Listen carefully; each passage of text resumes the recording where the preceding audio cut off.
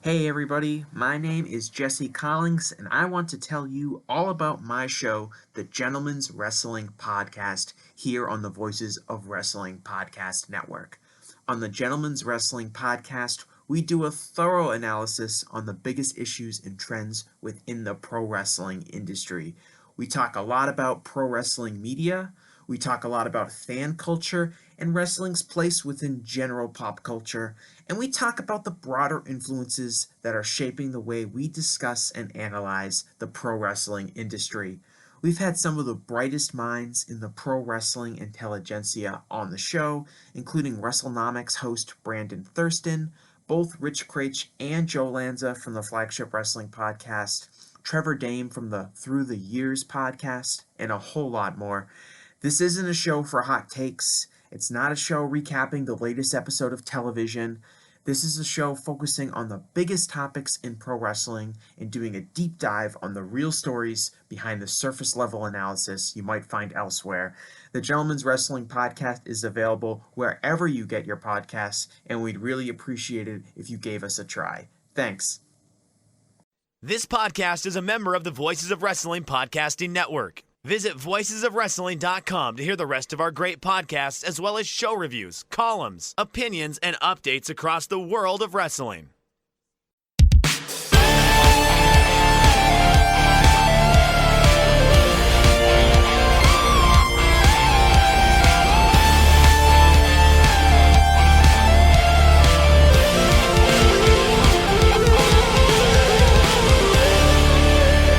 Welcome back to another episode of The Good, the Bad, and the Hungee here on the Voice of Wrestling Podcasting Network.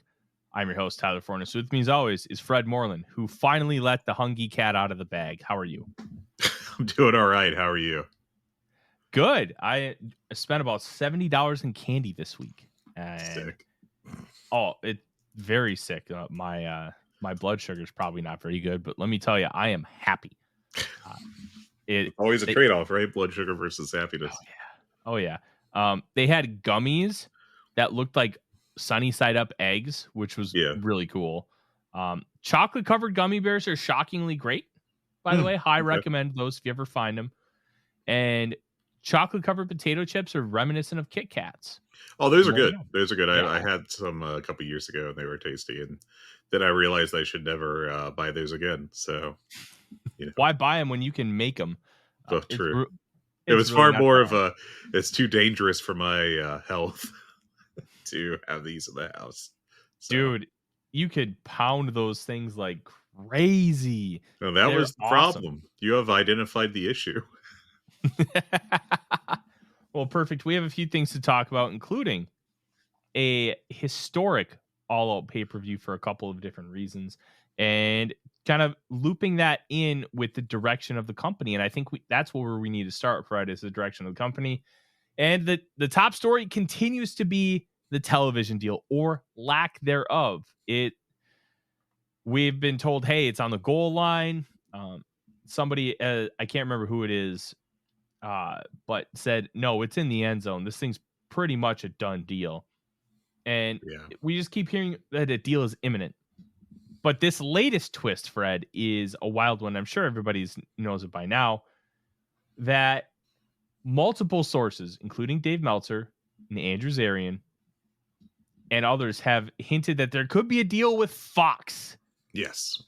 So the reporting seems to be, though, it's very, when Meltzer, Zarian was outright like hinting at it, but when Meltzer in particular likes to do his, I'm not going to say it outright, but if you have a degree in reading Dave Meltzer, you will know what I'm saying.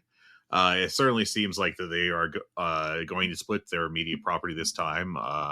There was recently in the past week a copyright, I believe it was, or trademark, one or the other, filed for Shockwave for AEW, leading to speculation that's the name of a new show. Now we have both Zarian and Meltzer in their own way, hinting that it's going to be a deal with Fox and Turner, or Warner Brother Discovery, I should say, with some shows remaining on Warner Brother Discovery, and Shockwave likely being the the Fox network. Now, it is expected, I think, that instead of actual Fox, it's going to be FS1, which makes a lot of sense. If this is a big if, and I don't expect it to happen, but I would say that if they do end up on actual broadcast Fox, that would be kind of funny. After WWE leaving Fox and AEW then taking that spot essentially. But yeah, I guess we got to see what's going to happen, and we're still just in this holding pattern. And we're not going to. It's not. I can't believe that this would get leaked to like Sean Ross Sapp or Meltzer or insert anyone here to as the form of releasing the information. This is going to be a something that goes out to Variety or some other major actual news medium rather than insert wrestling coverage site here. So just because this is too big of a deal. So we'll see. We're still in hurry up and wait mode. And fingers crossed we actually get the announcement at some point in time so we can stop having this conversation of, well, there's supposed to be a TV deal, we just don't have details on it. So I've heard some speculation, and it's just speculation, but it's like logical speculation at least. So congrats to those people. But that it may be announced closer to the 5th anniversary of Dynamite, which is coming up, which is ridiculous. And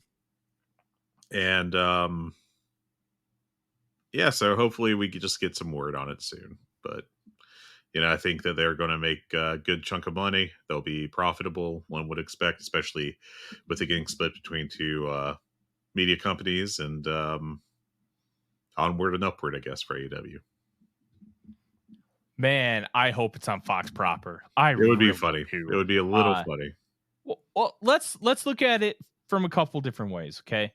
Fox paid WWE for SmackDown $200 million. Mm-hmm. Their expectations were that they were going to get between 3 to 4 million viewers weekly. They got 4.1 the first week. I think the second week they dropped all the way to 2.4. Now, it's not crazy to see that kind of a drop from week 1 to week 2, especially because people want to see it for the novelty. They want to kind of, hey, what's going on? Dynamite went from 1.5 to 1.1 million, which is a similar drop to what SmackDown had. The difference between Dynamite and SmackDown, Dynamite was a completely new property. SmackDown was just moving networks. But even so, there is an element of intrigue when you're going to a new network. They focus that show around The Rock. And honestly, I think you can say that The Rock was the reason why that they had such a good rating on that debut episode 5 years ago. Yeah. They're also paying $200 million for something that they expected to do monster ratings. Now, they did good ratings for the time slot. It just wasn't profitable ratings. No, for what they were paying for it. That's the big thing. It wasn't profitable. It wasn't something where, hey, we're paying you $200 million a year.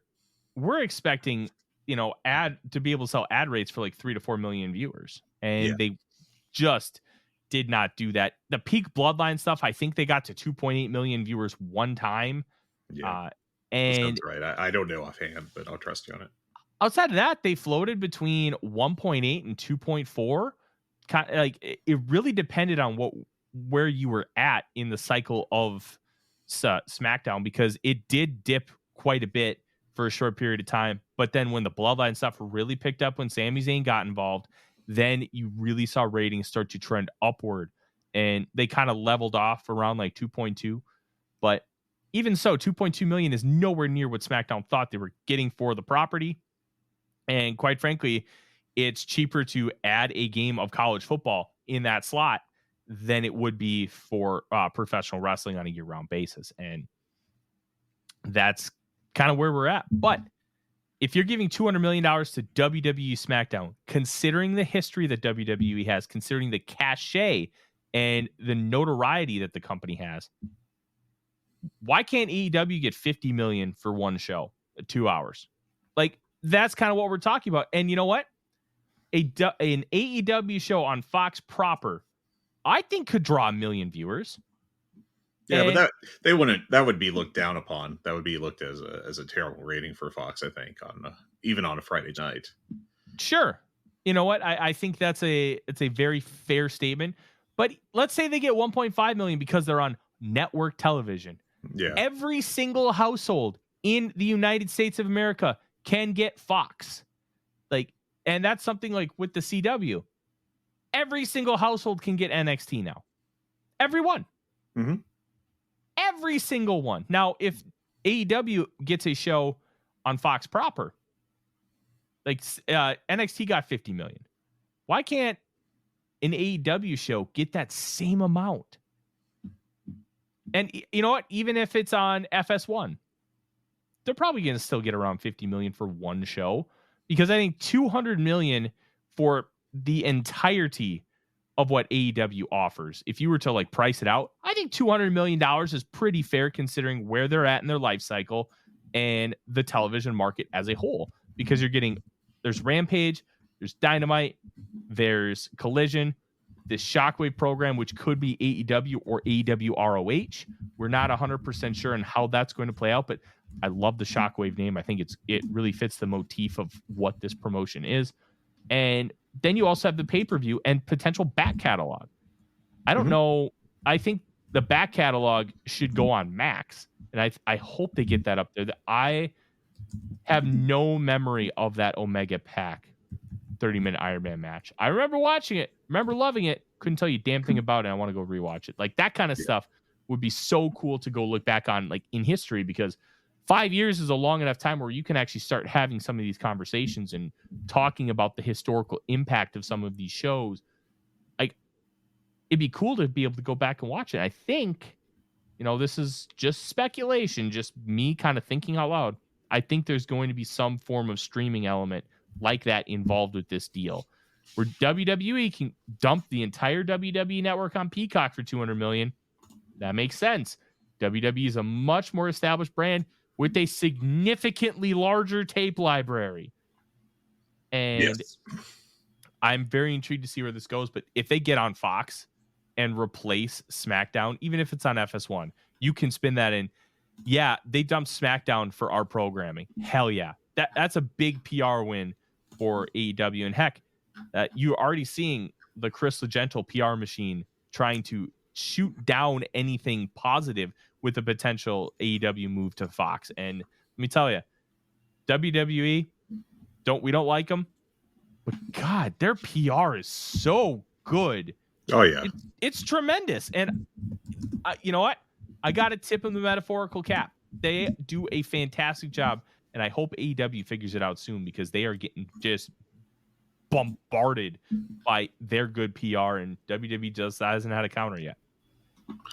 Yeah, it's a tough situation that AEW finds themselves in, but honestly, to a little extent, they don't have anyone to blame but themselves. They just don't play the game the same way, and you can, I wonder if that's partially like Tony Khan trying to, hold his nose or whatever to refuse to play the dirty tactics game so much. But I don't know, like the problem with this extended negotiation, and I don't know that it would necessarily change if they announced everything or if they're leaking details to the press.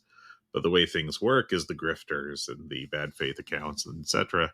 are more than happy to just say whatever, even if like that one guy for the Blaze, the highly conservative online news network that previously did coverage of MMA. According to someone on Reddit, on the AEW subreddit. But basically, it sure seemed like he got info from WWE, from TKO, that was favorable to them and not to AEW, regardless of how accurate it was. And he was all too happy to drop that information. And, that's just the game that's going to be played. So, I don't know. I do think it's had an effect on AEW, and I think that it's hurt the popularity of the company to some extent. And so far, they haven't had an answer to it. So, I think the lack of PR has destroyed the company that we love, and I think you can point out to how social media has destroyed it, because for better or worse, Tony Khan is extremely online. He is one of us. He just happens to be a multi-billionaire. Mhm. He is a wrestling dork. And I Yeah. mean that in a very complimentary way. He has the resources to be able to do a lot of this stuff. And he loves posting. He is a poster. You can never outpost a poster. But what you can do is out PR the poster, because what Twitter does is you have such a fan base of WWE that they kind of dominate the algorithm. And because they dominate the algorithm, if they say something negative about the company, even if it's wrong, everybody believes it anyways. You have to have PR helping you out on social media with some of these accounts. You have to be able to do it outside of just Tony Khan posting matches. There are ways to be really good about PR on Twitter, and Twitter does impact things, but man, it could be done so much better. And I wish that they would have figured it out. I do. They just haven't, Fred. No, they haven't. It's a shortcoming, I think, really. But yeah, that's where we are, I guess, for lack of a better way to put it.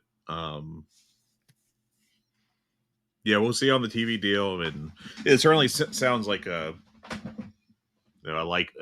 guaranteed thing at this point. It's just a question of the timetable on it. So we're gonna keep in this holding pattern we're in right now. Yeah. I just want this TV deal to be done. I really It's do. getting a little tiring to have to say that, oh, it's coming. They're saying it's coming thing every week, but yeah, we do have the new detail with Fox being involved, so that is a plus. Yeah. Other news, though. Let's talk about Grand Slam and Wrestle Dream. Grand Slam is 2 weeks from this past Wednesday, on the 25th of September. And you know what? I think this is the first year. Maybe I'm wrong. Have there always been 2 Dynamites between Grand Slam and All Out, or am I just misremembering? Because I feel like this is I'm not sure. longer process to get to Grand Slam. But what really stinks is I don't really feel like there's enough set up. You did get a tag team title match, which we'll talk about here in a little bit, and there's still kind of the, I don't know what the right phrasing is, the elephant in the room with the world title match. It just feels like there's so much still up in the air, even though they're trying to like get it really built up. You know what I mean? Yeah. And then I don't think ticket sales have gone up. We heard from some people who live in the New York market that discounts have already been sent out to people who have previously bought tickets. I don't know what the discounts are, if they're buy one, get one free, buy one, get one 50% off. We're going to try and get as many people in the building, and that's a great way to do so. But it stinks that we're at the point with Grand Slam that you have to do that, because the first one sold out and sold out pretty quickly. Second one, you got like 13,000, which is a very respectable number still in that building. And then just over 10 last year. Now they're probably not even going to get to 8. Here's what I thought was very interesting is 2022 Grand Slam, as you mentioned, had over 13,000. Tickets distributed was 13,321. 2023, I couldn't actually easily find a number from the WrestleTix account, except for on July 28th. They had posted for that September 20th, 2023 Grand Slam that 4,529 tickets have been distributed, again by late July. The most recent update on Twitter from WrestleTix for this year's Grand Slam is from yesterday, and they have distributed 4,400 tickets. So they are actually below, I think, slightly below by 100, the number of tickets distributed last year on July. So, and that they are at that point yesterday. these diminishing returns on return shows are a little bit concerning for Oh, yeah. AEW, where I think that the novelty of running a place like Arthur Ashe is so damn cool, man. Like, Oh, yeah. It's a cool idea. Yeah. I wish that they would have really continued to run venues like that. Like, Daly's Place is probably still my favorite AEW venue because it's a legit amphitheater meant for like theater productions. It's meant for orchestral concerts. It's not meant for like sports, which makes it really unique and cool. The final Nitro, I still think is one of the coolest venues I've ever seen for pro wrestling because it was at like spring break, but it felt like an actual venue instead of just setting up on the beach. Like, that kind of stuff rules in pro wrestling. And I wish, like, this is where the whole PR element of Twitter, I think, really comes into play, because I think Twitter has bullied AEW and Tony Khan out of doing some of these cool ideas that really make them an alternative, because it's not major league. Like, you need to have all these LED boards and these big screen displays. Right. No, you don't Lights need to have everywhere. that. Go to cool places, man. Like, you know what would be sick? Even if you could, I don't even know if legally you could do something in the Coliseum in Greece. Go do a Dynamite at the Coliseum in Greece, man. Like, I don't care if you can only get like 600 people in there. Do you know how cool that would be? Like, no display boards, no nothing. You are wrestling in the Coliseum. How sick that would be. Like, do cool things like that. And I think Twitter has honestly bullied Tony Khan out of doing that stuff. And it sucks. Yeah.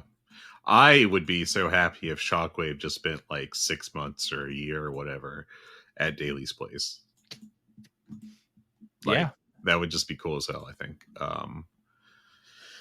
But yeah, so for this Grand Slam, we have 3 matches announced as of right now, and I'm going to bury one, and I'm not going to be able to help myself because we haven't talked about the pay-per-view, obviously. But so we had Kyle Fletcher and Will Ospreay win the title shot against the Young Bucks on this past Wednesday's Dynamite. We also announced that Darby Allin is going to put his world title match on the line against Jon Moxley. That's all fine. You know, those both sound good, and we'll get into those exact angles and everything here in a little bit. But Bryan Danielson has been challenged, and I guess it has been officially announced, I don't know, by Nigel McGuinness, which in a vacuum is by itself fine. I mean, Nigel's been working this angle for a year. It's, you know, it's a good angle, but, you know, literally announced like 20 minutes or something after Darby Allin agreed to put his title match on the line because he didn't have a world title match that night against Bryan Danielson. And then we just turn around and announce that Bryan Danielson is wrestling on the night that he was supposedly unavailable. So Darby looks like a goof. It doesn't really make any sense for, you know, with regards to Danielson. Now, I did wonder if they're going to do an angle where next week, you know, Nigel is told that obviously Danielson can't wrestle, but why would they go ahead and announce the match like they did? I don't know. It's all kind of odd. Doesn't make a lot of logical sense, and I don't know. It just seems like a big old shortcoming to me. But so here's why I think it's fine, and I think everything you said is 100% fair and valid. It seems kind of weird, but Nigel coming out and challenging Bryan Danielson for a match is perfect, because Danielson just got suffocated with a fucking plastic bag from Cub Foods. yeah, like, you're talking about a guy who makes fun of Bryan Danielson, calls him a coward constantly, calls him, what is it, a clam digger? Clam digger, yeah. And then he goes out and, like a coward, challenges him to a match when he was suffocated. Yeah. That's beautiful. That's perfect pro wrestling. And you know what? If I have to live with the fact that Darby Allin looks like a little bit of a goof because of this also fits the motif of Darby Allin's character, where Moxley is kind of challenging him for this title shot, Darby's going to take it because he's a white meat babyface. And I can live with some of the other elements because I thought a lot of it worked really, really well. If it's anyone other than Nigel McGuinness, I'm probably punting this. But as you said, Nigel's been building this up for a year. He's been calling Danielson a coward incessantly. And now he's pulling the biggest act of cowardice trying to challenge him to a match after he was suffocated with a plastic bag. That's awesome stuff. I loved it. I think it only worked because of that. That's fair. I think that, the timing was really off between the two angles, and I don't know how you could do them both on the same show, especially in the order they did. But I think that's part of it, where Nigel kind of makes this challenge out of nowhere. You can make the kayfabe argument that, Darby's not challenging for the title at this show. Now's my chance. Now's my chance to try and get the title like without really having to do much, because Danielson just got suffocated with the plastic bag. He's probably going to be at his weakest point. I just got back in the ring and I'm feeling good. Now is my chance to capitalize. This is almost like cashing in, but you have a year's worth of story to back it up. So timing wise, I actually think it's better this way because it fits what Nigel McGuinness's character in this whole storyline has been. I think if you do that with other wrestlers, Fred, I'm with you. It doesn't make sense. I do think my biggest complaint isn't, just to be clear, my biggest complaint isn't with Nigel specifically. It's actually with the treatment of Darby, I think, is the bigger weakness here. It makes sense for Nigel to be chicken shit like this. But Darby should be, you would think that if he's going to be putting his title match on the line like this, you'd think that Danielson would be out, but apparently he's going to wrestle. But that's the thing. He's a white meat baby face. Like, if you have a white meat baby face like that, who's kind of got challenged in this vein, it makes sense for Darby at the end because it's Darby. Yeah.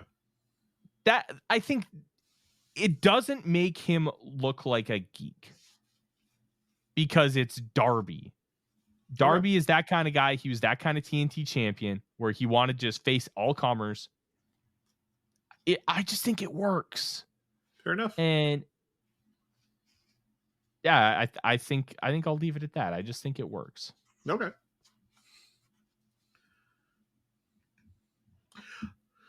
Anything else in the news you want to talk about, or where are we at for Wrestle Dream ticket sales? Oh boy. Let me check. Because that's the next pay-per-view.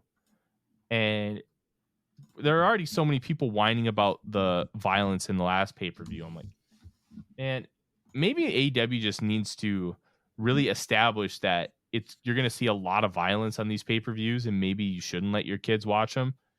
But the TV show is not going to have that level of violence where you're like seeing somebody get suffocated with a plastic bag. That could freak out a kid. Sure. Yeah. But it's also pay-per-view.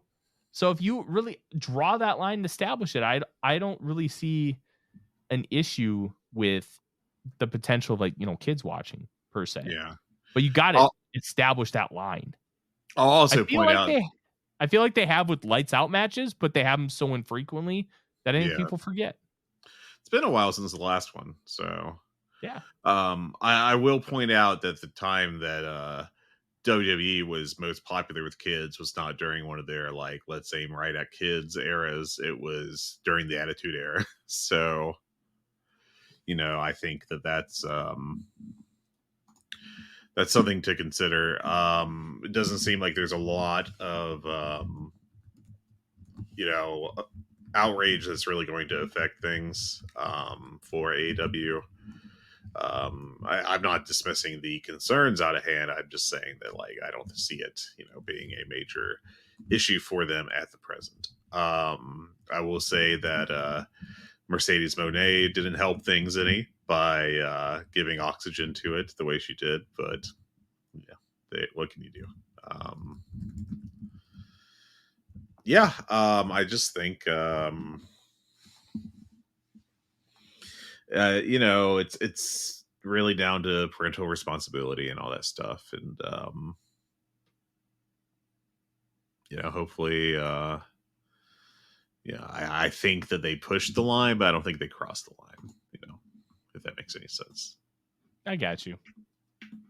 Did you find those numbers for Wrestle Dream tickets? I did, actually. Let's see here. I got looks like as of September 6th, we got an update from WrestleTix that Wrestle Dream is currently set up for just over 6,000 seats, and 4,600 tickets have been distributed. Let's see if now, I can. The Tacoma Dome, I don't think seats that many. Now, it's called a dome, but it's not like the Tokyo Dome where it's set up for baseball. The Tacoma Dome, I believe, is like a smaller basketball venue. Yeah, I think the biggest attendance they've had for a wrestling event appears to be 1999's WCW Spring Stampede, which had 17,690 in there. Okay. It is relatively big then. Yeah, WWE, their top attendance there was 6,000 for the 2019 Stomping Grounds event. I have always said WCW is better than WWE. Yeah, it's just scientific right there. Stop the count. So that's where it is. Last year looks like they got to roughly 6,400 before the final count. So they aren't doing too bad this year, comparably, I don't think. I mean, they're going to finish lower, but it's not like disgustingly lower, if that makes any sense. And they got 36 days till the show, so I think that they'll probably top 5,000 and maybe 5,500. But yeah. Plus, you're probably going to have a title defense from Bryan Danielson, which should help. One would hope, but the way drawing has worked for them recently, who knows? So, let's get to. Go ahead. I was just going to say, I guess I'll jump the line a little bit. I went to Dynamite this week live. Got a nice little floor seat off of StubHub on the cheap. So, and I will say that Rupp Arena seats about, I want to say 22,000 for an event like this. And they ended up with, I believe it was 2,500 for WrestleTix for this Dynamite. And 2,791 as of Wednesday afternoon. So that is a basketball arena. For a basketball event, they get about 20,500. So I don't know, man. That was a little the crowd was good, I will say, but it was a rough look if you're in person, because the hard cam side is completely empty, really, outside of a couple people. And but they filled it up decently, and the crowd that was there was very much into it. So I wonder if they got a really good deal because it's a college stadium that doesn't get a ton of traffic outside of basketball season. Maybe, I don't know. I know it's a bigger venue, but there's got to be some explanation they're running Rupp Arena and only getting a few thousand people in there. Otherwise, to me, it doesn't make fiscal sense. Now, I will say that there's not really a good alternative in town, especially there's another arena that is Memorial Coliseum is smaller by quite a bit. It's 8,500, but I believe it's currently closed for renovation. So I think it's causing everything else to be shifted over. Now that is definitely looked at as the to slip into Dave Meltzer parlance, it would be looked at as the B building, the weaker one of the city here. But Christ did look better. It would certainly not feel quite so Tampa Bay Rays attendance like. But I don't know, man. This has been an ongoing issue. We actually talked about, I think, either on the last episode or the one before, about how it's AEW's attendance is brutal, and they haven't really done much about that. So run smaller venues. It would be nice. It would be nice, but you'll feel more major league if you run a smaller venue and it's packed with screaming fans. Yes, that's for sure. You don't have to run like 1,000-seat venue. Run like a 5,000 or 6,000 seat venue. Like this would 100% be more in line, I think, with what one should reasonably expect. But minor league hockey facilities are really good for this. Like the Fargo has a hockey team in the USHL called the Fargo Force. That stadium seats around 6,000. That's like a perfect mid-sized venue for them to use right now. Mm-hmm. Like, I'm not saying go to Fargo, but that's the kind of venue you should be using because it's big enough, but it's also not going to cost you a fortune because it's only like 6,000. Yeah. That's what we should be seeing, but we're not. And we'll see what that continues like. A couple more news things before we get into All Out and Fred being at Dynamite. I've tried to see him on the camera. I have not, unfortunately. Meltzer says Daniel Garcia still hasn't signed. That's the only update. No really lean one way or the other. But at this point, it's kind of concerning. Griffin Peltier, who does a phenomenal job covering Lucha and schedule stuff for the site, mentioned that he was taken off and replaced on promotional posters starting in like late October, which I think is when his deal expires. So I don't know if AEW is trying to get ahead of, we just don't know, or if they know something. But let me tell you, the longer this goes on, the worse I feel about him possibly staying. Even though Tony Khan said at the presser, like, hey, like we're just letting him clear his head. Well, if you let him clear his head too much, he may clear it and be like, oh, bye AEW, I'll take WWE. Like, yeah, I'm getting uncomfortable. Hopefully, I would love to see him stay in AEW. Obviously, I think he could be he looks like he's being set up to be like a legit main eventer in the next year or two. On that kind of Swerve Strickland early 2023 path. They just need to lock him down, and it's going to be a tough one if he does bounce.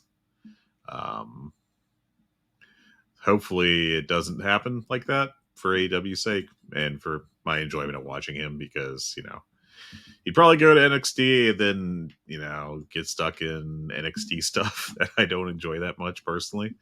But he's a tremendously talented guy, and he needs to get paid. So I hope he gets paid well. So I hope he does too, and I hope he stays in a company where I actually want to watch him. Yeah, but we'll see. We will see.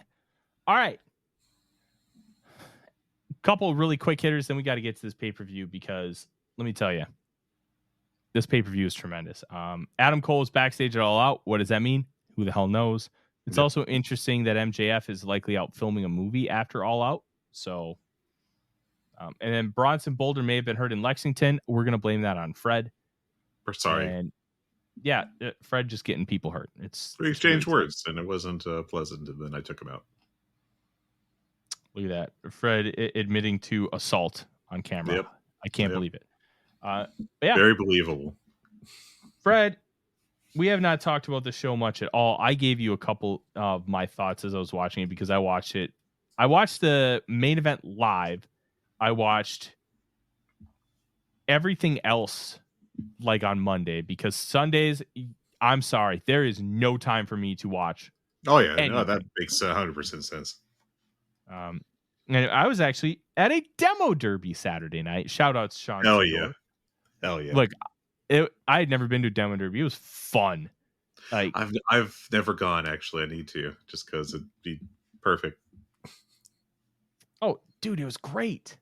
It was great. You know what we Did I did? tell you that on our anniversary this year, me and Nicole accidentally got our photo taken in front of Bigfoot, or I'm sorry, Gravedigger. It was Gravedigger. Oh, that rocks. We were just How many years have you guys been married? long enough. I'm kayfabe in some personal info. I mean, I've already told people where I live. Um, so we went out to dinner, and we're on our way back home, and we drive past the local Walmart, and there's a damn monster truck in front of it. And I'm like, is that Gravedigger? So we go over, we park, and they got a thing set up for Gravedigger and the whole Monster Jam tour and all that stuff. And we were like, yeah, we gotta get our picture taken in front of it. That's that matches us pretty much perfectly. So anyways, I digress. All right, Fred. Gravedigger Jones over here. Gravedigger Jones. Good Let's talk about name. this pay-per-view. Did you watch the pre-show? I did not at all. And I honestly, looking at that list on paper, no regrets. Yeah, That's I did not. 100% a punt list right there. So I did not watch the pre-show either, mainly because I was watching a demo derby, which I'm okay with. I that. would bet that demo derby was a better match than at least two, if not all three matches on this pre-show.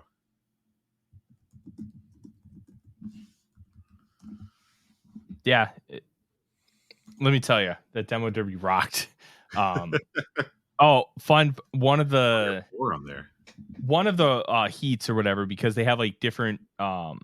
It's almost like pro wrestling. No, sorry, I mean amateur wrestling, where you have different weight classes. They have different car classes.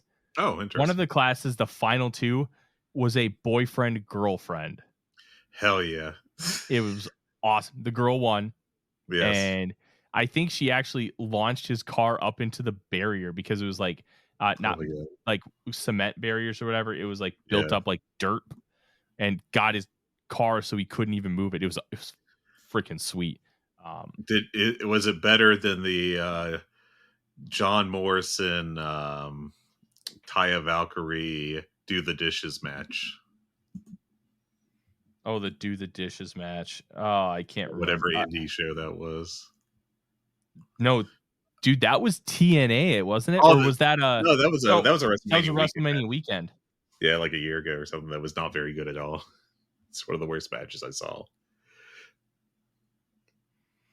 Yeah, anyways, it's yeah. So this show ruled. I don't know how deep you want to get into it, because I know you are a busy man.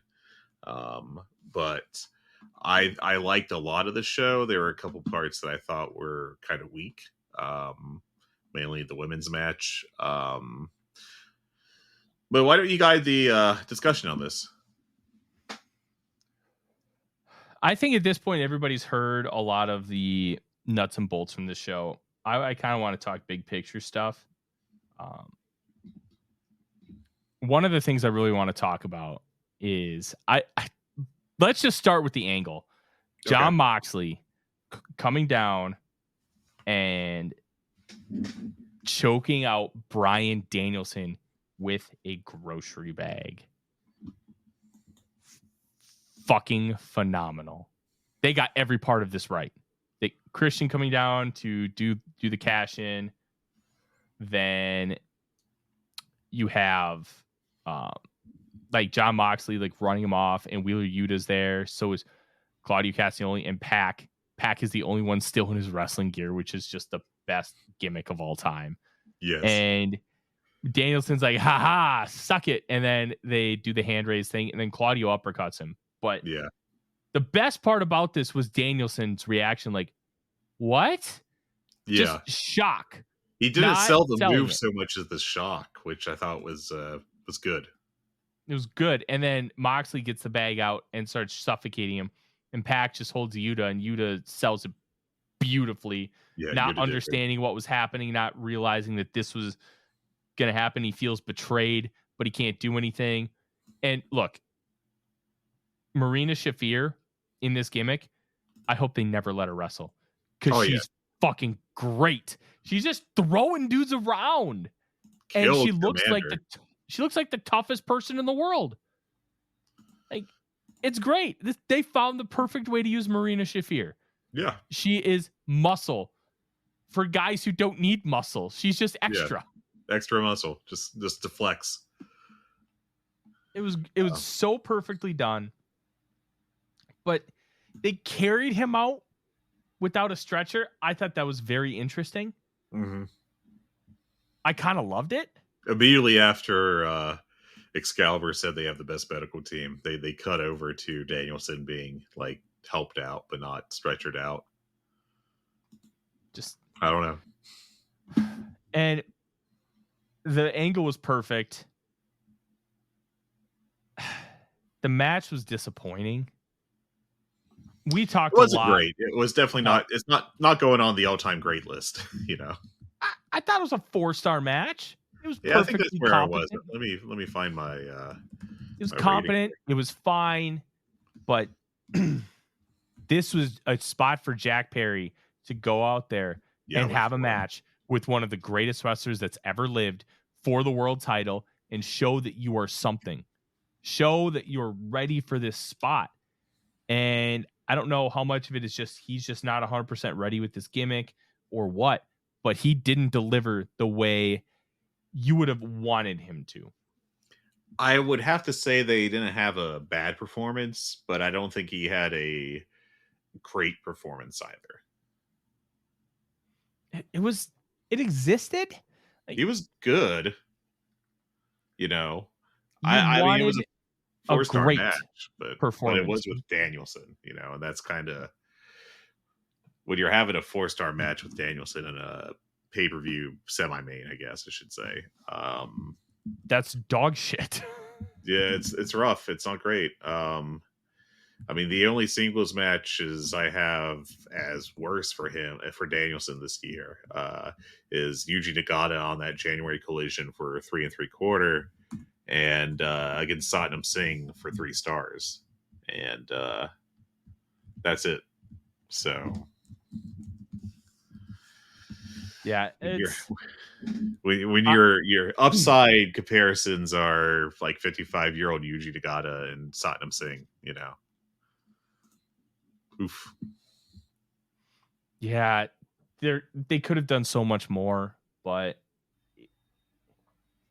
it just didn't happen. And this company's going to be built around Jungle Boy, Jack Perry. It's going to be. Tony loves this dude. Yeah. And I've loved the Scapegoat up until now, but I'm really disappointed with this match because this was a statement kind of match and he didn't deliver. Yeah. I will say that I think his character work is top level stuff right now, or high level, I should say. Maybe not top level, but I thought that match was a bit of a letdown, and I also thought the Leo Rush match, granted they were given limited time, it was like 8 minutes, but and I still liked it, but I was hoping for a little more from Perry on that one too. So yeah, and let's kind of move on because there's a couple things that I still want to talk about. Let's talk about the main event. The main event has a weird dichotomy. Here's why. You can't have this match does not make sense unless you have the Texas Death Match. And it was significantly worse. I wouldn't say worse. It never peaked as high as the Texas Death Match. Yeah. This was more methodical. They did we're going to do a bunch of spots and try and kill each other. This was, I'm going to think about it and I'm going to kill you. Yeah. And it was much more well thought out, well built in that sense, where they may have gone from spot to spot, but they were trying to think of ways, well, like Swerve choked this guy out with the chain. Well, he can't do that here because you can't drape him off the side of a cage. Yeah. They're not going to be able to do that. So they had to think of different ways. And Hangman doing like the chair shot and the hyperbaric needle, I thought was a tremendous way to finish the match. And they didn't show you the chair shot, which I thought was tremendous It production. was interesting, very interesting. For a company that kind of sucks at production. They do have more than their fair share of miscues, it seems like. Mm-hmm. And you look at all these other factors. I thought this match was very, very well done from that standpoint. They were very meticulous on killing each other. And I thought it worked great for the story. I thought they delivered. Like the cinder block spot was awesome. And I hope nobody does it again. Yeah. Oh, brutal. My absolutely brutal. God. That was like, kudos to these guys for doing all of this stuff. 100% major kudos. You guys are psychos. Say, don't do it. Never do that again. Please don't do it again. But that's why it worked for me. I gave it, I can't remember. I might have gone 5 on it. I did go 5. I went 4. It wasn't as good as the Texas Death Match. But the reason why this match was structured the way it was is because of the Texas Death Match. And I think that context needs to be given to this match, because otherwise you can just say, oh, it was worse. Well, why? Why? The why makes sense. And the why is why this match was so good and so different. I loved it. I wish it would have been a little bit more like the Texas Death Match. I'll be honest. I wanted a repeat of the Texas Death Match. That match was so fucking good. Oh, yeah. That was a masterpiece. If it weren't for the the Omega Osprey matches, that's my match of the year without a question in my mind. But this was great. This was tremendous. And now you get to continue the story at some point when Swerve comes back, because he hasn't beaten him officially. Yep. It's awesome. Yeah, I think that they had to have Paige win for that reason, but I honestly would have preferred to see Swerve win it, just to keep Paige as the extremely frustrated, going insane guy. Now, he's still going to be very frustrated and, going insane. But great angle on Wednesday, by the way, with Paige and Jeff Jarrett. I think, I think considering that they probably didn't want him to lose to Swerve 3 times in a row, this went as a finish, went about as well as it could have.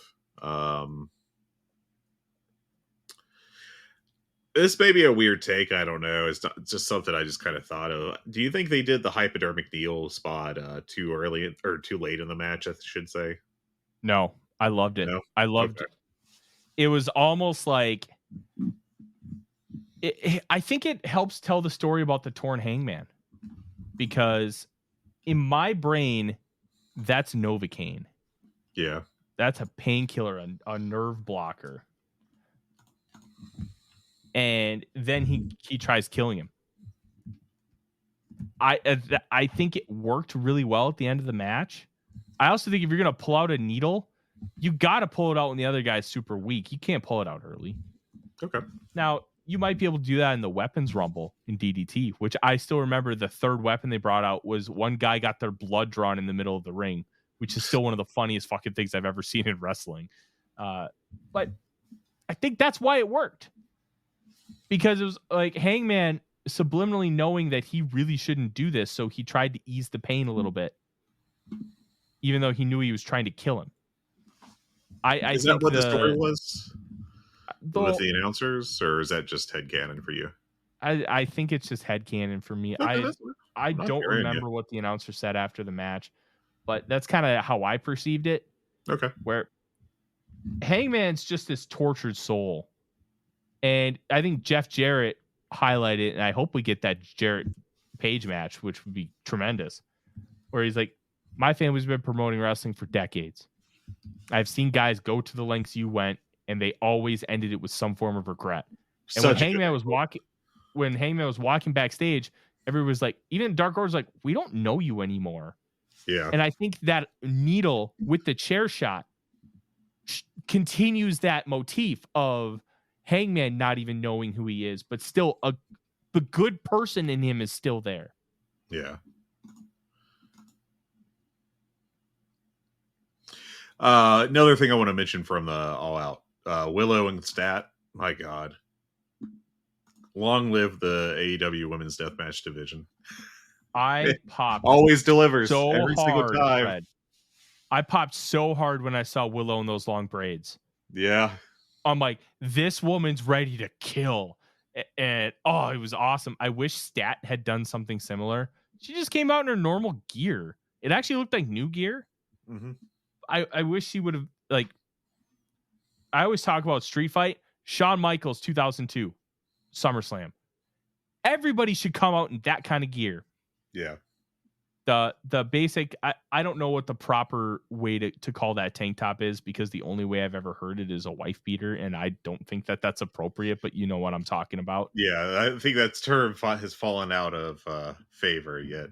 Yeah. I don't know if there's really a better one for it.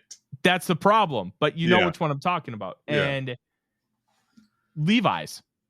Yeah. And I think he was wearing cowboy boots. Like, he just came out to fight. Yeah. No wrestling gear, no thinking, just I'm going to fight.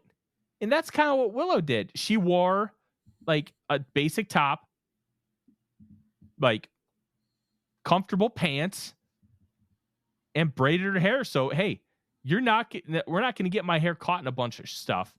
I'm coming out here. She looked like a UFC fighter, because UFC fighters braid their hair like that all the time, do the cornrows, because then it doesn't get caught up. It eliminates a factor in the match.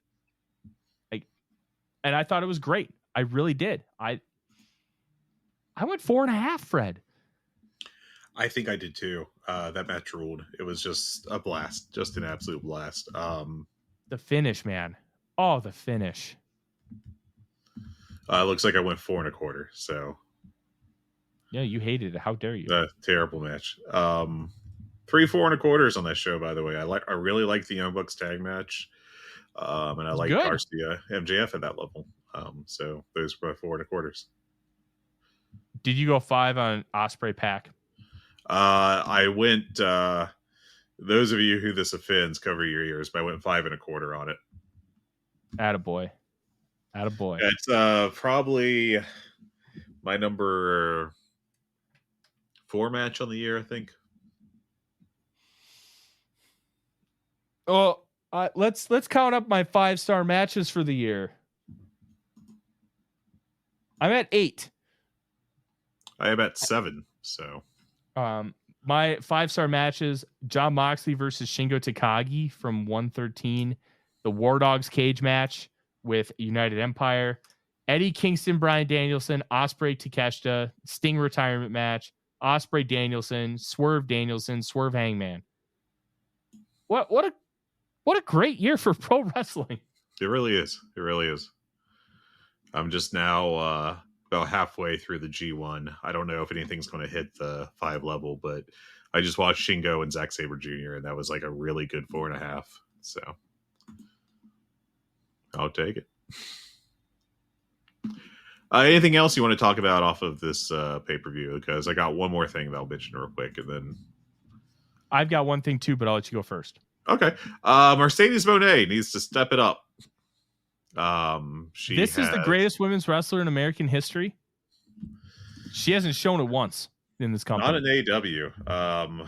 What is? Let's go to Fred's spreadsheet. It is a cool thing. All right. So the best match she's had was the Willow one on Double or Nothing, and as good as Willow has been this year, like, when do we start, questioning if Willow is just better? I went 4.25 on that one. I gave Moné 4 for her Zeuxis match and her Stephanie Vakir match at Forbidden Door.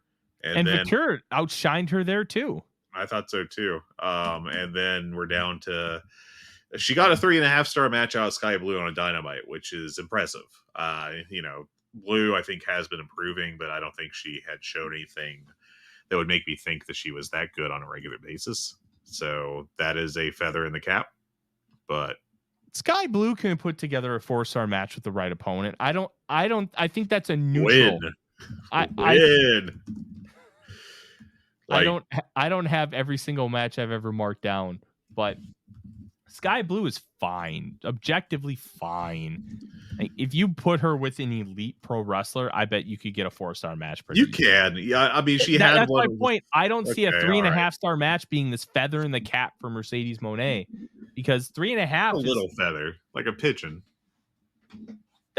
that's not saying much, Fred. Hey, look, I'm trying to be nice here a little bit. But Look, yeah, I there's have being been nice let and being down. honest. Been a little let down by Mercedes Moné in the ring for AEW. So, and I mean, she's still bad at promos. Like you know, for her best stuff, I guess.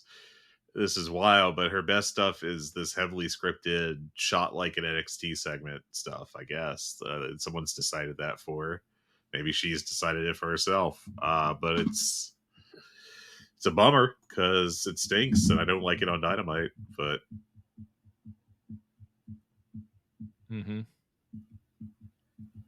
What can you do? The last thing I want to mention is I absolutely loved the finish to Osprey Pack.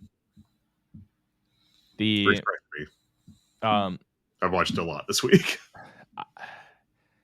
I think that he did the style. I think it was he got a Poison Rana, and then he gets behind him, or it's the Styles Clash, and then he gets behind him, and then he delivers a hidden blade from close range. Oh yeah, and kills him. Yeah, that was good. It was like out of nowhere, but I love that they're continuing to establish that the hidden blade can actually finish people instead of just being a setup. Yeah, because the hidden blade is the coolest move in wrestling.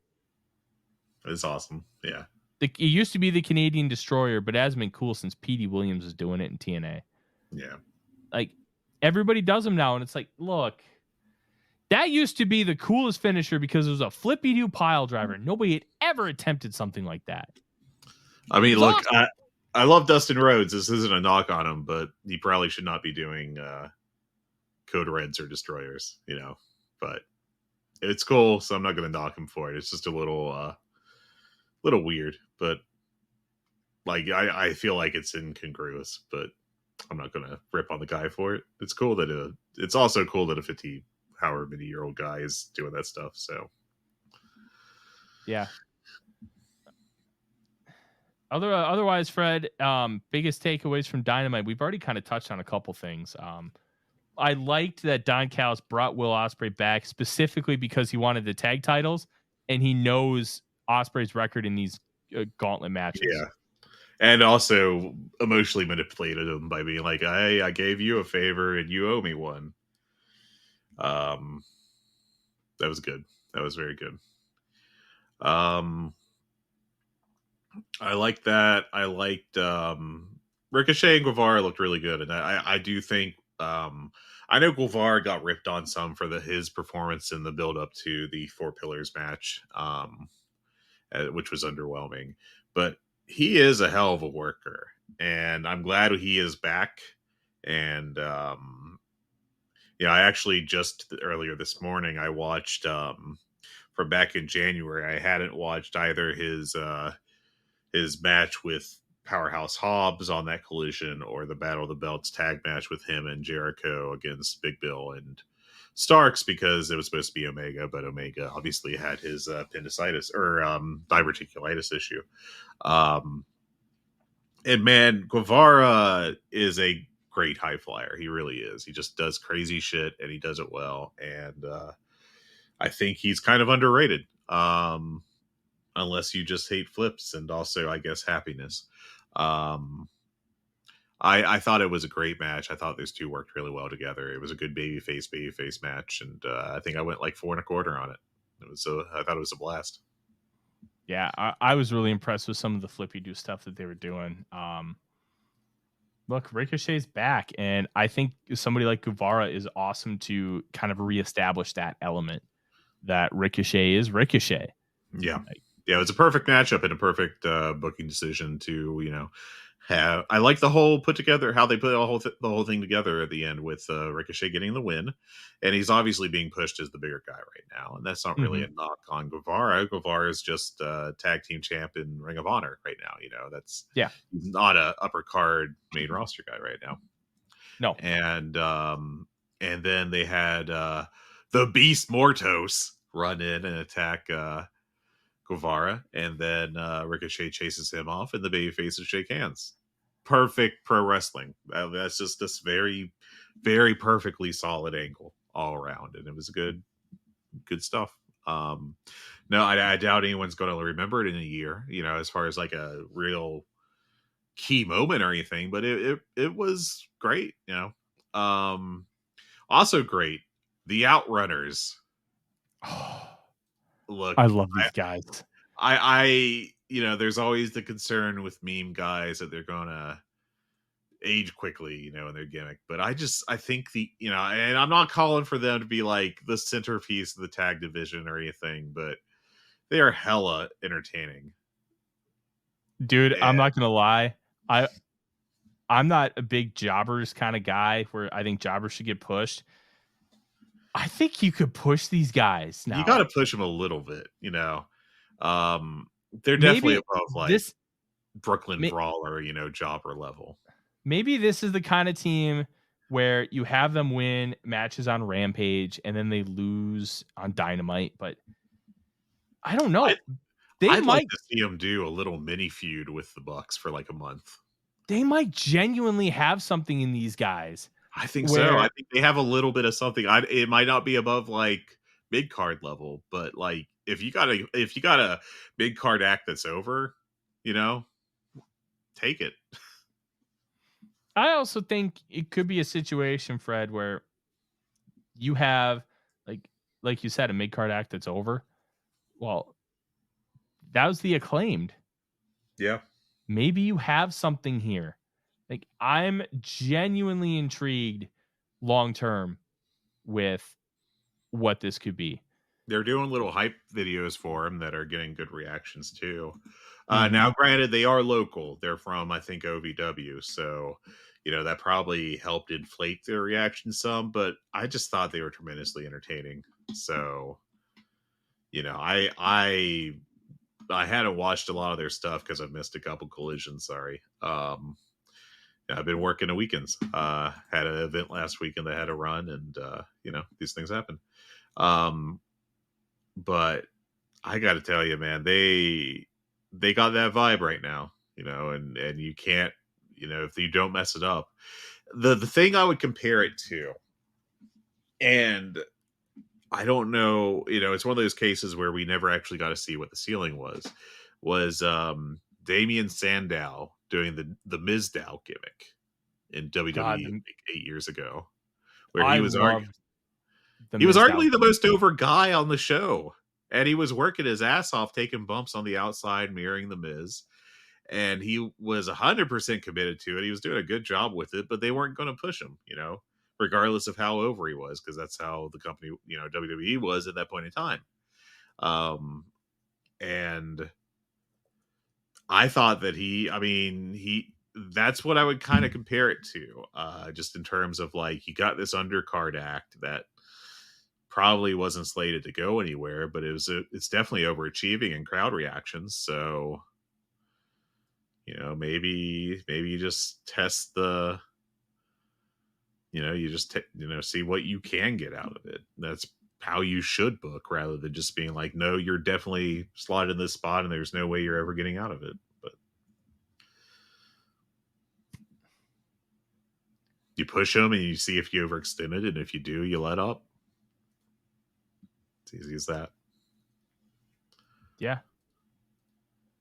Well, Fred, I think that's the show. Yeah. Kind of an abbreviated review of the two. Live Dynamite was a good show, good crowd. It's a shame that they aren't more, popular right now, or successful, or whatever term you prefer. But hopefully they continue to gain popularity and have a better time, and blah blah blah, all that stuff. So AEW. They're going to be fun to watch over the next few months and very intriguing from also a business perspective, how things are going to shape up. That is our show. Like, comment, subscribe. Drop in the Voice of Wrestling Discord and tell us everything that you like or hate about the show. Tell us why I have great hair and why Fred is bad. I can't even think of a funny insult. Just tell me why Fred is bad. We love Fred. Drop in, have a conversation with us. Join people like South Dakota Jones, who continuously send us stuff. Like we love that kind of interact. You can email us, hungeepod, HUNGEEPOD @gmail.com. I haven't plugged that in a while. You can give us money. What is it? Red Bubble, right? Redcircle.com. Red Circle. God, I'm terrible at this. I got to keep this I got to just make this a gimmick at this point. Yeah, pretty much. Terrible. We are wonderful people, terrible podcasters. Thank you so much for joining us. Have a wonderful day. Hello, do you like New Japan Pro Wrestling? Are you a Shin Nihon freak? If so, check out the Super J-Cast with Joel and Damon on the Voices of Wrestling Podcast Network. And even if you fucking hate New Japan Pro Wrestling, listen to the Super J-Cast anyway. Not just for our great show reviews, analysis, and pastrami sandwiches, but there's also usually some dick jokes somewhere in the obligatory opening 30 minutes of absolute nonsense we chat about every single week. That's the Super J-Cast for all the best talk about New Japan Pro Wrestling, crisps, and pornography.